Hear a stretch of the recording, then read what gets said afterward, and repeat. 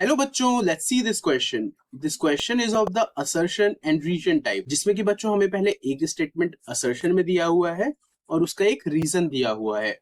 हमें इनमें से ये पता लगाना है क्या असर्शन और रीजन ट्रू है और जो रीजन है वो असर्शन का करेक्ट एक्सप्लेनेशन है या फिर करेक्ट एक्सप्लेनेशन नहीं है, या फिर दोनों फॉल्स है या दोनों ट्रू है। तो बच्चों असर्शन में हमें दिया हुआ है the longitudinal extent of India appears to be smaller than the latitudinal extent of India. तो बच्चों सबसे पहले हम जान लेते हैं कि लॉन्गिट्यूड और लैटिट्यूड कहां पर है इंडिया का। तो जो लॉन्गिट्यूडनल एक्सटेंट है इंडिया का वो 6 डिग्री 45 मिनट नॉर्थ से 37 डिग्री एंड 6 मिनट नॉर्थ तक एक्सटेंडेड है। अब हम जान लेते हैं लैटिट्यूडनल एक्सटेंट।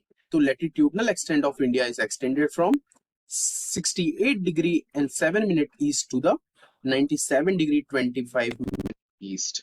तो बच्चों ये कह रहा है कि लॉन्गिट्यूडनल एक्सटेंट जो है इंडिया का वो स्मॉलर दिखता है in comparison to latitudinal extent. तो बच्चों इस डायग्राम से समझिए कि जो ये लैटिट्यूड है वो पैरेलल होता है और इसके बीच का जो डिफरेंस होता है वो इक्वल होता है। बट अगर हम बात करें लॉन्गिट्यूड्स की, तो लॉन्गिट्यूड्स जैसे जैसे ऊपर जाते रहते हैं इक्वेटर से पोल्स की तरफ, तो इनके बीच का जो डिस्टेंस है वो कम होने लगता है। तो इसी कारण ये सही है। अब हम देखते हैं रीजन को। तो रीजन दिया हुआ है the extent between the two longitudes decreases when we move from the equator towards the pole, but it doesn't happen with the latitudes. तो बच्चों अभी हमने यही समझा था कि लैटिट्यूड्स के साथ ये नहीं होता है बल्कि लॉन्गिट्यूड्स के साथ होता है। So the east-west extent appears smaller than the north or south due to the fact that latitudes are equidistant from each other, but distance between the longitudes decreases as one move from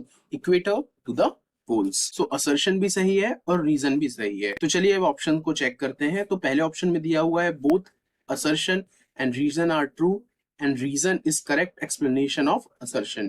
Second दिया हुआ है both A and R are true but R is not the correct explanation of A. C में दिया हुआ है A is true but R is false और D में दिया हुआ है A is false but R is true. तो बच्चों क्योंकि दोनों सही है और जो रीजन है वो असर्शन का करेक्ट एक्सप्लेनेशन है, इसलिए the final answer is A. I hope you understood well. Best of luck.